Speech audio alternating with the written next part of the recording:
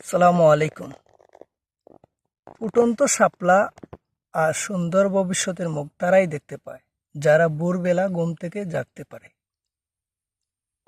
আসলে শাপলা যদি আপনি সকাল 9টা অথবা 10টার দিকে আসেন, আপনি ফুটন্ত শাপলা দেখতে পারবেন না। আপনাকে ফুটন্ত শাপলা দেখতে হলে ভোরবেলায় জাগতে হবে, নয়তো আপনি দেখতে পারবেন না। আমি চলে আসলাম শাপলা বিলে। চারদিকে শুধু শাপলা শাপলা, অনেক শাপলা। এই দেখেন ফুটন্ত শাপলা কত সুন্দর,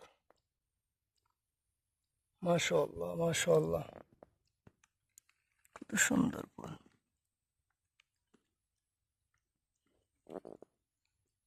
আবার এই পানিতে কিন্তু অনেক জুক আছে, বড় বড় জুক।